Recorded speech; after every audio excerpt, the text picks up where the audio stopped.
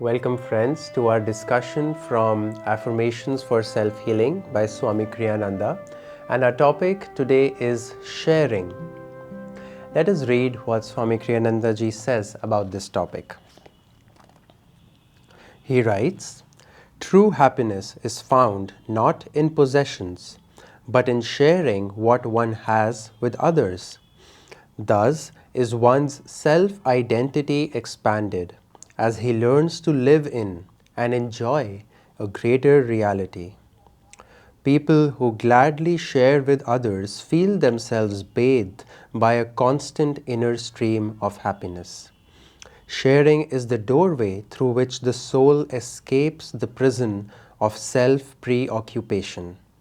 It is one of the clearest paths to God."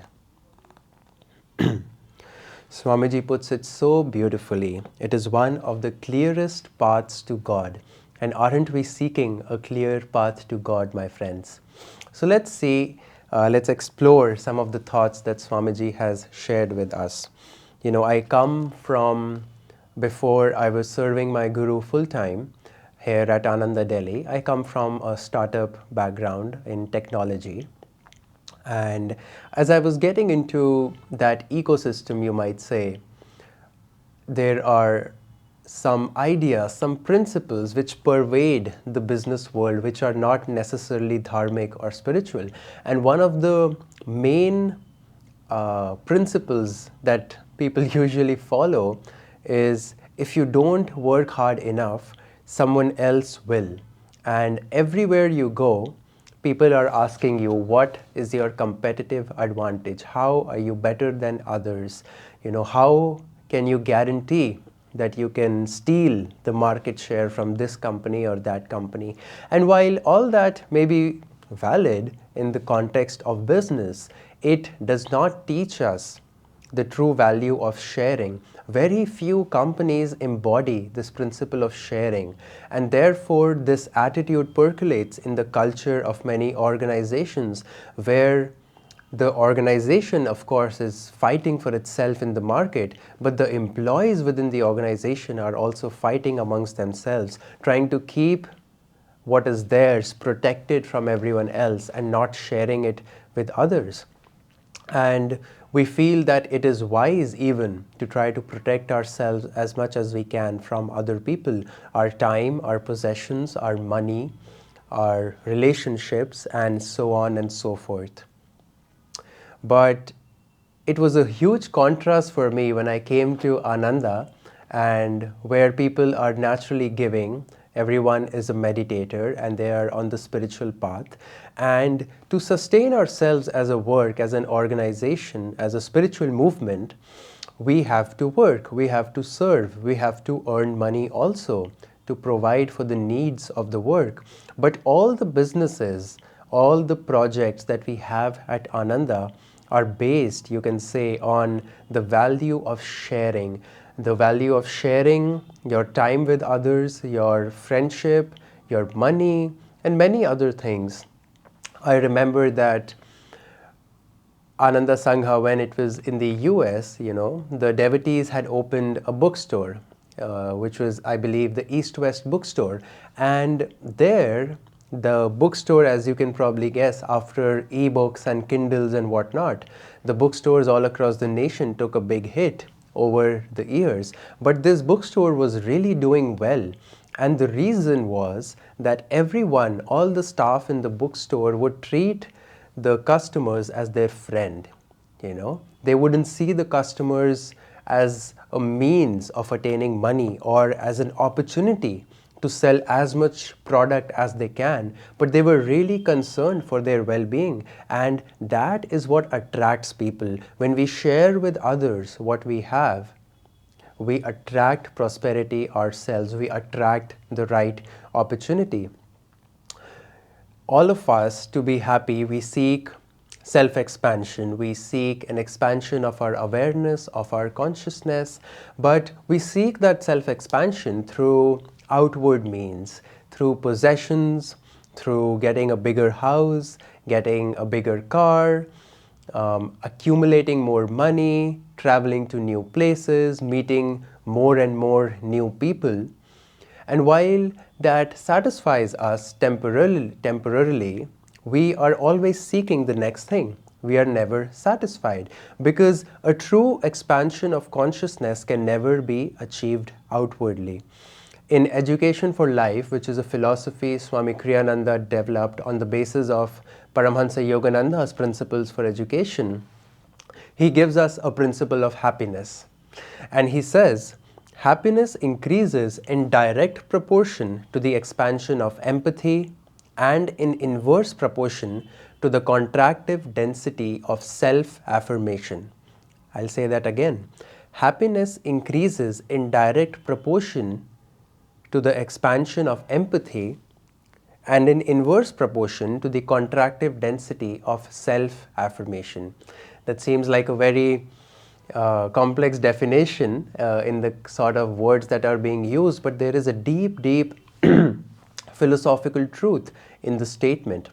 And what Swamiji is basically saying is, the more we think about others, the more we get rid of the thought of ourselves, the happier we feel.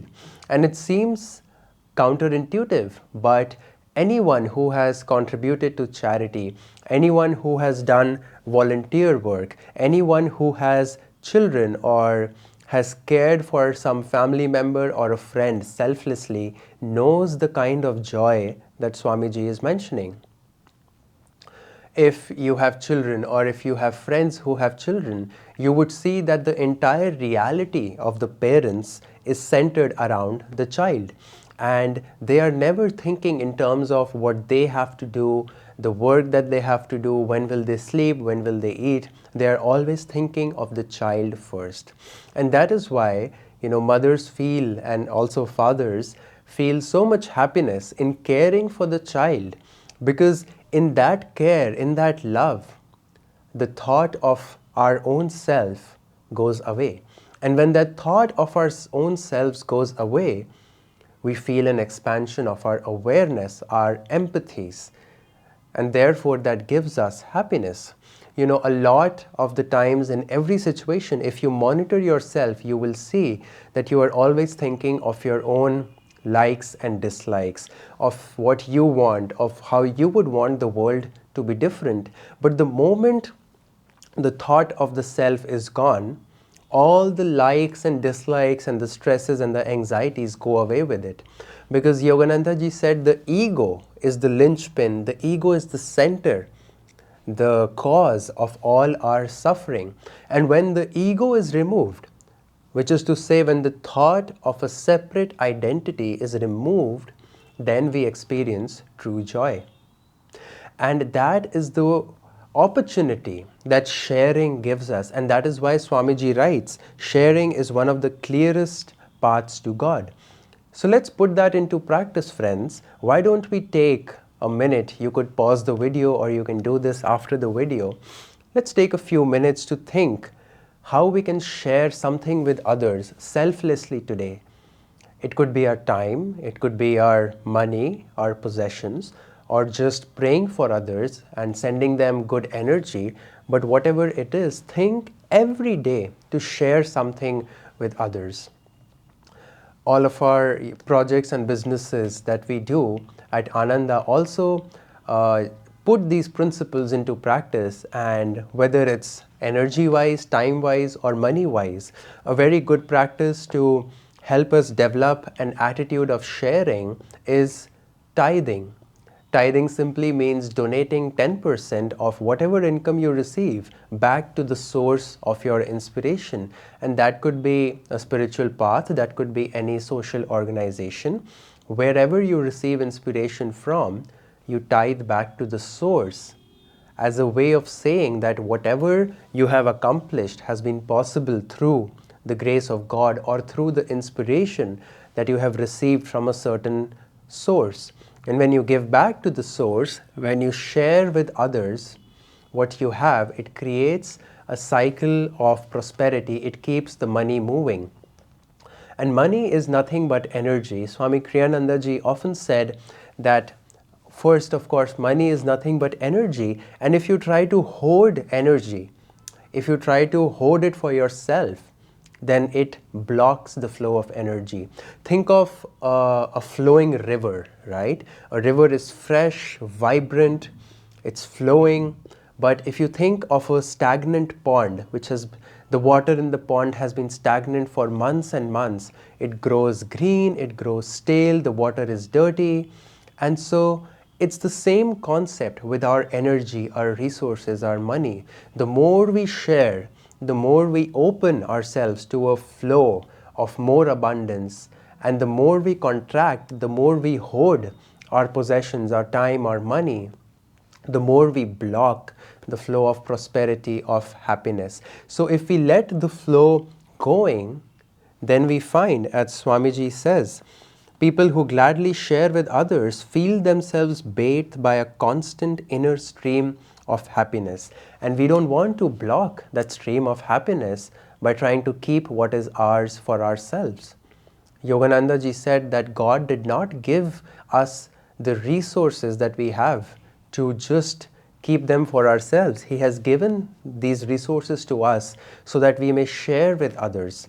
And he said, especially those who have the good karma to have more money, to be wealthy and successful in this life, must share their wealth with others for the welfare of others. Right? So let us all find a way to put this principle into practice in our daily lives. Let us all try to be more expansive.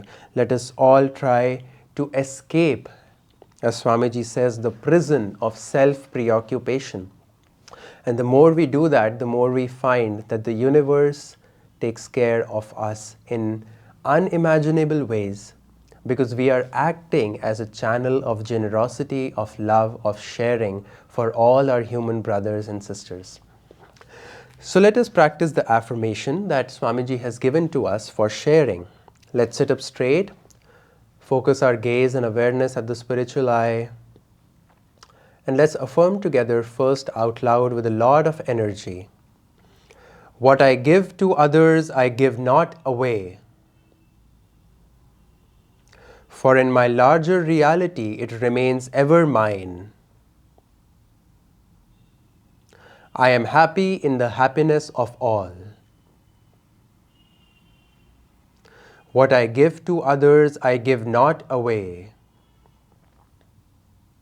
For in my larger reality, it remains ever mine. I am happy in the happiness of all. Now in a softer voice, what I give to others, I give not away. For in my larger reality, it remains ever mine. I am happy in the happiness of all. Now in a whisper, taking it deep into the subconscious mind, what I give to others, I give not away. For in my larger reality, it remains ever mine. I am happy in the happiness of all. What I give to others, I give not away. For in my larger reality, it remains ever mine. I am happy in the happiness of all. Now repeat these words mentally only as I say them out loud for you. Gaze deeply also at the spiritual eye and let these words sink into the superconscious mind. What I give to others, I give not away, for in my larger reality, it remains ever mine. I am happy in the happiness of all. What I give to others, I give not away, for in my larger reality, it remains ever mine. I am happy in the happiness of all. Let's offer this silent prayer together. O infinite giver, teach me to find happiness through others. O infinite giver, teach me to find happiness through others. Om Shanti, Shanti, Shanti. Thank you for joining, friends. May you find your self-identity increasing through sharing and ultimately leading you to the goal of self-realization. Joy to you.